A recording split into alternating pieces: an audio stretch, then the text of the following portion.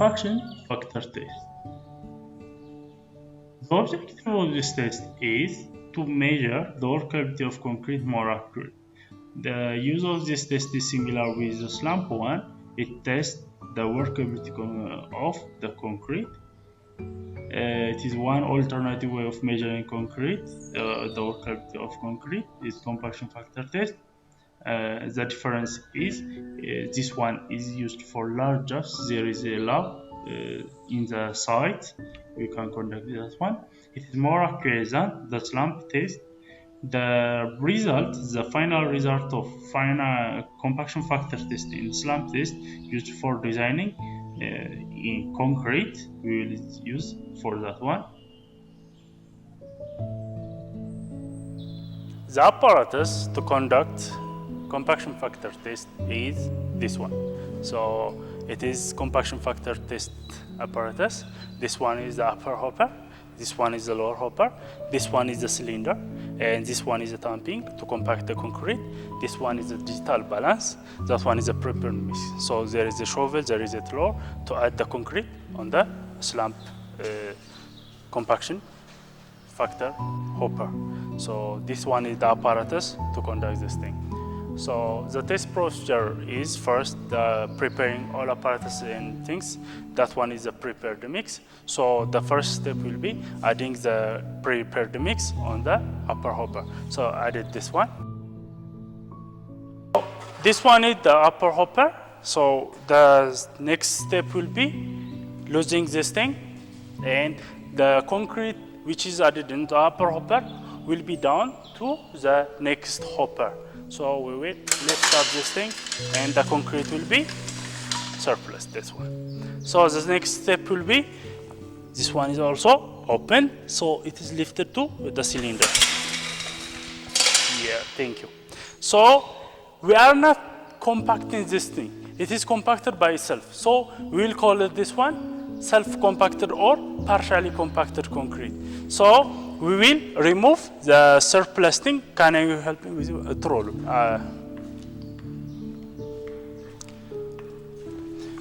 Thank you so much. So we will remove the surplus things. So we will remove the thing and this thing also. We will remove this thing up to the upper hopper. We will not compact, just removing the surplus things. So we will remove these things and this one. It must be clean. So we will remove all the things.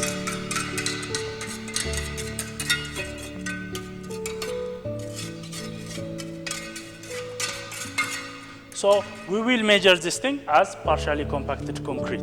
So we will up and put it in here. This one is 18.91, so we will record this thing as 18.19. It is called partially compacted concrete. So this one is a partial, and we will go to the fully compacted concrete. We will continue this one. So by removing this thing to the normal position, we will add 1/3 of the cylinder. So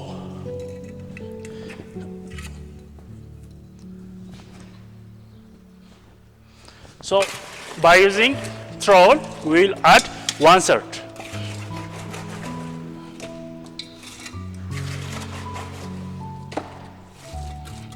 So we will compact it by using vibrator or like this rammer one. So it is not free fall, it is compacted fully. So 1, 2, 4, 6.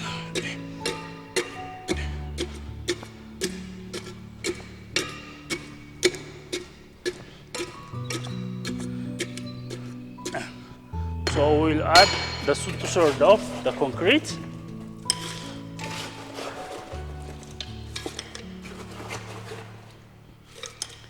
We'll add small volume, okay. We'll add again 25 times.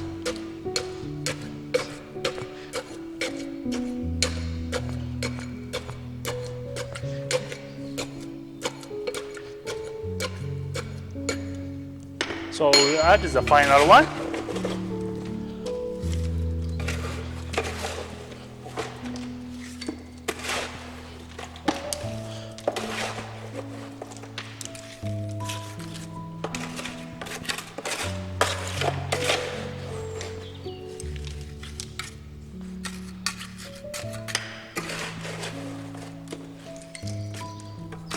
And this one is the final.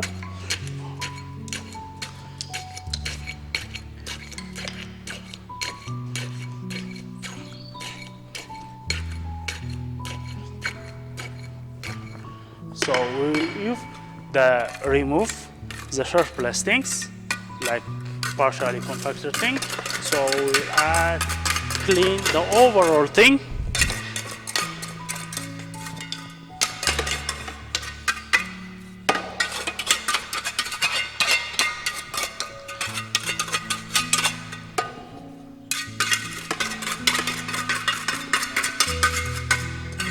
We'll add the surplus things and we will measure the weight by using the digital balance.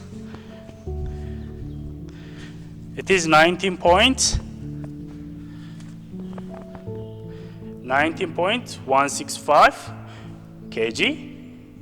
So as you see, the partially and the fully compacted thing, it is difference because it is self-compacted, it is partially compacted, less than the fully compacted one. We will compact it by ourselves by using Brammer. So it is fully compacted, that one is partially compacted. This one is the lab, and we will calculate the compaction factor value by using the partially compacted and the fully compacted one. We will calculate that one. When we come to the calculation part, the compaction factor value is calculated according to partially compacted concrete divided by fully compacted concrete. These are getted from the procedure 1.